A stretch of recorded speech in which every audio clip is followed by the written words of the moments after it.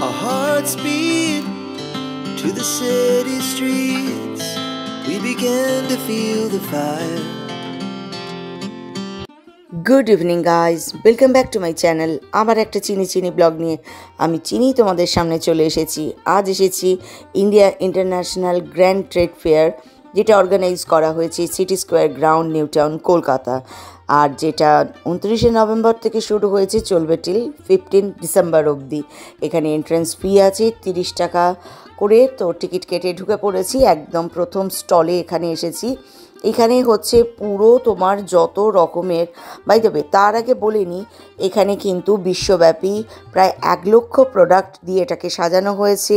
10টি দেশ তাদের নিজস্ব সৃষ্টি সম্ভার নিয়ে এখানে উপস্থিত হয়েছে, আর আমার দেশের 20টি রাজ্য তাদের সমস্ত রকমের লোকাল ক্রাফট, ফুড সবটুকু নিয়ে এখানে এসে হাজির হয়ে গেছে।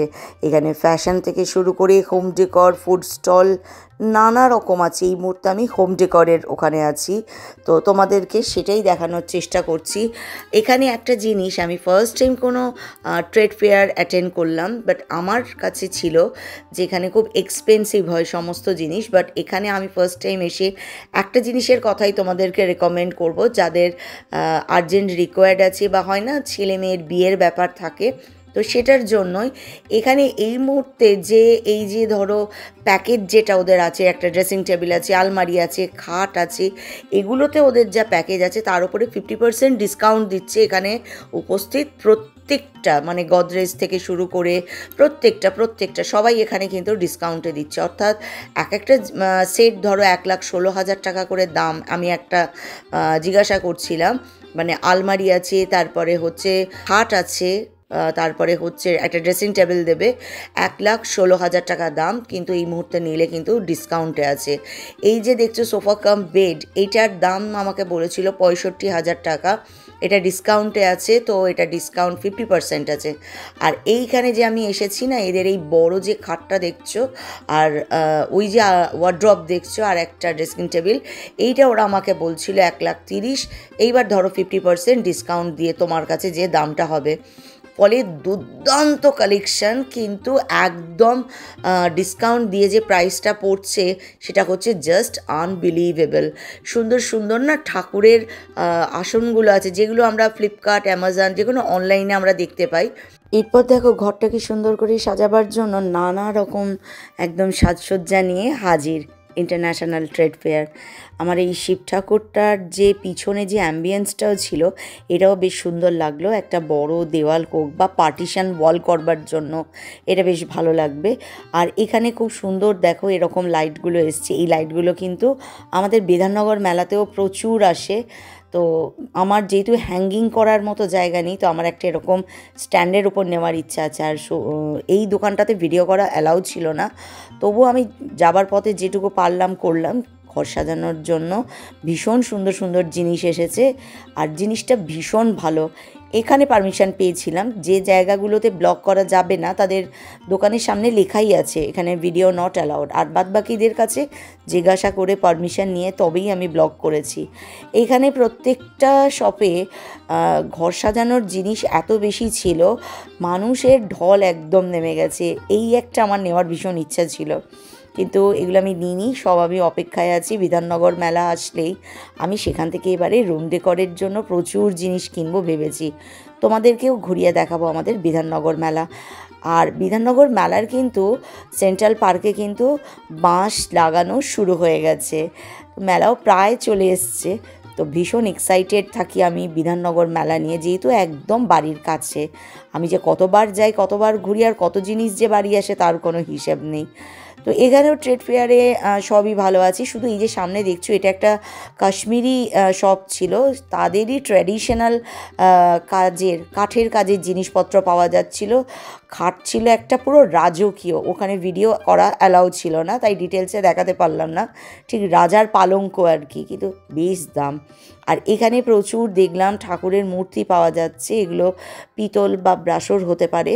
তো আমি একটা মূর্তি, আমার ইচ্ছে ছিল, আমি দামটা যখন জিজ্ঞাসা করলাম, বেশ সুন্দর মূর্তিটা 350 না 400 টাকা বললো। এটা আমি শিয়ালদার কাছে যে কোলে মার্কেটের কাছে যে দোকানগুলো আছে বা বড় বাজারেও আমি প্রাইস জিজ্ঞাসা করে দেখেছি, সেম প্রাইস প্রাইস কিন্তু। এবার দেখো কিছু বড় প্রোডাক্টের উপর হয়তো বা 19-20 একটু দাম বেশি হতেই পারে। এখানে কাজগুলো এত সুন্দর না, এত সুন্দর ভেঙ্কটেশ্বরের মূর্তি আছে, তারপরে হচ্ছে অযোধ্যার রাম মন্দিরের রামের মূর্তি আছে। তো এত সুন্দর মূর্তিগুলো, দাম তো হবেই এগুলো আর কি, নিখুঁত একদম। কিন্তু প্রত্যেকটা জিনিস ভীষণ ভালো, আমার বেশ ভালো লাগছিল। ঠিক মনে হচ্ছে যেন দেবতারা সেনা নিয়ে নেমে চলে এসছে মর্তে। আমার যেটা একদম কেনার ইচ্ছা সেটা হচ্ছে এই চেয়ারগুলো। সারাদিনের দৌড়ঝাঁপের পর এমন একটা চেয়ার হলে কিন্তু মন্দ হয় না বলো। আর কার্পেটের দোকান এখানে এসেছে প্রচুর। আর এই যে মাদুরটা দেখছো, এটা কিন্তু আমি সমস্ত হস্তশিল্প মেলায় দেখেছি। এখানে আমার মনে হলো দামটা একটু বেশি। তলার দিকটা মাদুর, উপরটাতে তোমার গদি মতো করা আছে, বেশ একটা ইউনিক জিনিস। এটা আমি দেখেছিলাম হস্তশিল্প মেলায়। তো এই জিনিসটার দাম ওখানে 1200 টাকা বলেছিল, বাট এখানে না 2500 থেকে 3000 টাকা দাম বলছিল। আমি তো নিইনি। আমি তো সবসময় একটা কথাই আবার বলবো, হয়তো তোমরা বলবে চিনিদি তুমি কি বিধাননগর মেলাকে প্রমোট করছো, মেবি ভালোবাসার জিনিস। তো ওখানেই আমার নেওয়ার একটা ইচ্ছা আছে। আর এখানে বেড কভার, কার্টেন এত সুন্দর সুন্দর এসেছে, এত বেড কভারের দোকান এসেছে, 500 থেকে শুরু আপ টু যতটা যাওয়া যায়। কাপড় কোয়ালিটি দুর্দান্ত। একবার সবাই ট্রেড ফেয়ার 15 তারিখ অবধি আছে, মানে 15 ডিসেম্বর অবধি আছে, তো একবার এখানে আসতেই পারো। গতবার এখান থেকে আমি একটা ওই মানে আমার দুই কন্যা মিলে একটা জিনিস কিনেছিল এনাদের, যেটা বিধাননগরে যখন এসছিলেন এনারা, ওই নজর সুরক্ষা টাইপ সামথিং কিছু হ্যাঙ্গিং কিনা ছিল। তো এখানে এসছে, কিন্তু এখানে কিছু কিনিনি। আমি যা কিনি সব বিধাননগর মেলায়। শাড়ির স্টল প্রচুর, মানে ওপার বাংলার মানুষজন তাদের শাড়ির পসরা নিয়ে এপার বাংলায় হাজির হয়ে গেছে। আমি যখন ব্লগ করছিলাম, একজন আমাকে রিকোয়েস্ট করছিল, দিদি প্লিজ আসুন, একটা শাড়ি নিয়ে যাবেন। এই যে ভাইটি তো আমাকে কার্ডও দিয়েছে, বলেছে বিধাননগর মেলা শুরু হলে ভাইকে একবার ফোন করতে, কত নম্বর স্টলেও থাকবে, আমি সেখানে যাব। একটা শাড়ি আমার ঢাকাই ভীষণ পছন্দ হলো। আমি বললাম এখানে নেব না, আমি নিলে বিধাননগরেই নেব। তো এখানে প্রচুর ড্রাই ফ্রুটসেরও বেশ দোকান এসেছে। তো কত সুদূর থেকে এরা সমস্ত জিনিস নিয়ে চলে এসেছে, বেশ ভালো লাগছিল। এরা ট্রাই করতে বলছিল, কিছু খেয়ে দেখতে বলছিল। তো আমি যখন নেব না, তখন বেকার কেন মানুষগুলোর থেকে একটা জিনিস নিয়ে খেয়ে দেখব, কারণ আমি তখন ফুল ব্লগ করার মুডে ছিলাম। এই দেখো কত যে চাদরের দোকান, মানে বেড কভারের দোকান, চিন্তা করতে পারবে না। আর কাশ্মীরি মানে যে তোমার শপ প্রচুর। আর একটা জিনিস তোমাদেরকে বলি, এখানে যে কাশ্মীরে যে শপটা এসেছে, এর কাছে পশমিনা সিল্ক এসছে অনেক। আর এই পশমিনা সিল্কগুলো কিন্তু 2500 থেকে 3000 টাকা দাম, যেটা কিন্তু কাশ্মীরেও আমি সেম প্রাইসের মধ্যে দেখেছি। বাট কালার কম্বিনেশন ডেডলি ছিল, আর ভীষণ সফট, যেমনটা আমি কাশ্মীরে দেখে এসেছি। তো যাই হোক, এখানে তোমরা আসতে পারো। আর এখানে না ইন্ডিয়ার বিভিন্ন স্টেট থেকেও কিন্তু তারা তাদের ড্রেস মেটেরিয়াল বা ড্রেস নিয়ে হাজির হয়ে গেছে। এরকম মহারাষ্ট্র থেকে প্রচুর, মানে বম্বে থেকে প্রচুর এসেছে দেখলাম। তার মধ্যে একটা শপ আমার খুব ভালো লেগেছিলো, হোয়াইটের উপর একটা খুব সুন্দর টু পিস ছিল আর কি, চুড়িদার, আর প্যান্টটা অনেকটা ওই তোমার ধুতি যেমন করে পরে সেরকম।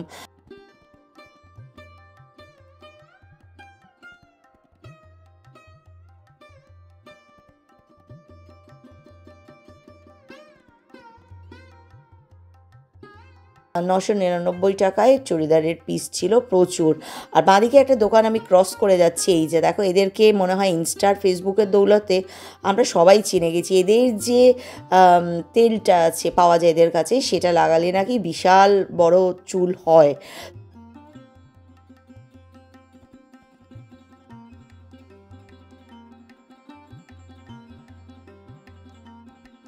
যাই হোক, চলো, এখানে লেদারের ব্যাগের অনেক দোকান এসছে নানা রকম। আর আমার না এই মা কালীকে এত পছন্দ হয়েছিল, উনি দাম বলেছিলেন 3500, আমি একটু রিকোয়েস্ট করছিলাম একটু কম করার জন্য।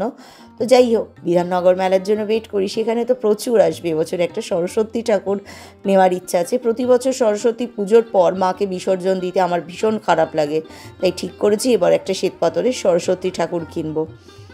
তো শাড়ি প্রচুর, দূর থেকেই কালোটা এমন টানলো, যেহেতু চিনি শাড়ির প্রতি একটা প্যাশন আছে, তো শাড়িটা দেখেই আমার লোভ লেগেছে। তো কর্তামশাই বলছিলেন কি যে এই শাড়ি করো, এই শাড়িটার মধ্যে এমন কি আছে। আরে এটার মধ্যে অনেক কিছু আছে, এটা পরলে কিন্তু দারুণ লাগবে, তাই না বলো। আর এখানে হোয়াইটের উপরে না কুর্তি, টপ, প্রচুর প্রচুর এত দোকানের জিনিস আছে যে তোমরা একবার সবাই ট্রেড ফেয়ার ঘুরে আসতে পারো। সেখানে কিন্তু প্রচুর মানুষ দেখলাম শপিং করছে। দরদস্তুর করে কেনা যায় কি না এটা জানি না, কারণ সব জায়গায় আমি জিজ্ঞাসা করিনি। আসাম থেকে এই স্টলটা এনারা নিয়ে এসেছেন।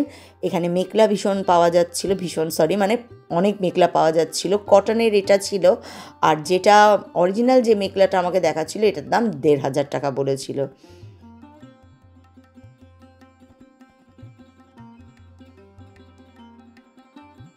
দেখো, যেহেতু এটা ট্রেড ফেয়ার, তো নানা রকম জিনিস এখানে এসেছে এবং ভ্যারাইটিস কালেকশান। কোনোটা রিজনেবল প্রাইসের মধ্যে আর কোনোটা একটু এক্সপেন্সিভ।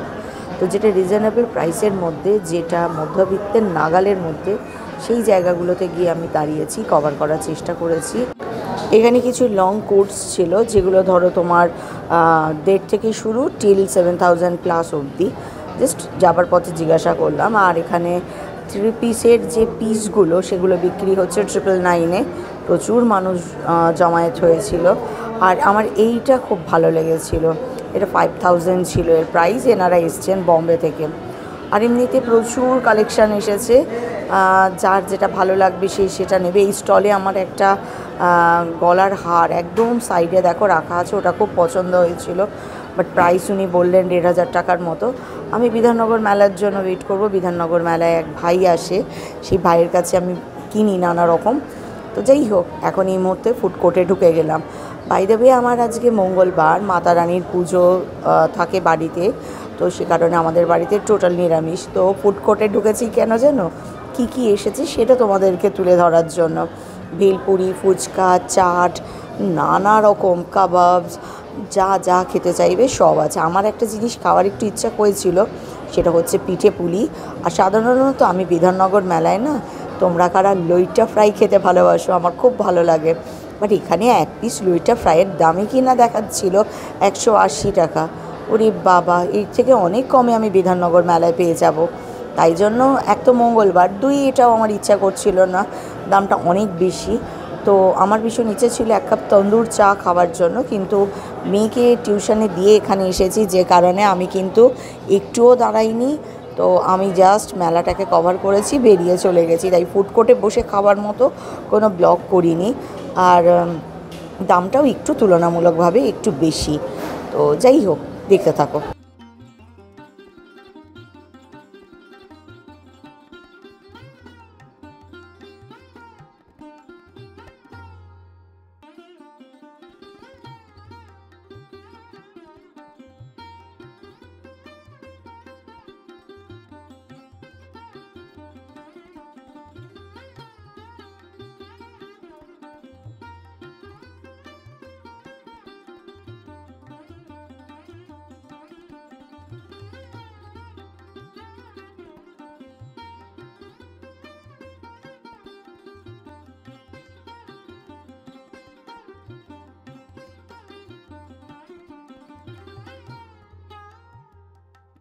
এই স্টলটার প্রতি আকর্ষণ আমার ভীষণ রকম। বিধাননগর মেলাতেও আসে, আমার ভীষণ ইচ্ছা করে জানো একটা পিরামিড বা এখান থেকে কিছু কিনে ঘর সাজানোর জন্য রাখতে, কিন্তু ভয়ও ভীষণ এটা ভেবে পাই রাতে যদি এরা জেগে ওঠে অ্যাকচুয়াল হরর ফিল্ম বা হরর কোনো সিরিয়াল দেখার ফল বলতে পারো। আমার যে কোনো এই ধরনের স্কাল্পচার বা মূর্তি কিনতে আমার খুব ভয় করে, তাই জন্য পাশ কাটিয়ে বাবু চলে গেলাম। এদের বিরাট স্টল কিন্তু বিধাননগর মেলায় আসে। তোমাদের প্রত্যেককে চিনির তরফ থেকে বা বলতে পারো ভিয়ান্ত্রী ক্রিয়েশনের তরফ থেকে বিধাননগর মেলায় কিন্তু একদম নিমন্ত্রণ রইল। প্রত্যেকের আশা চাই।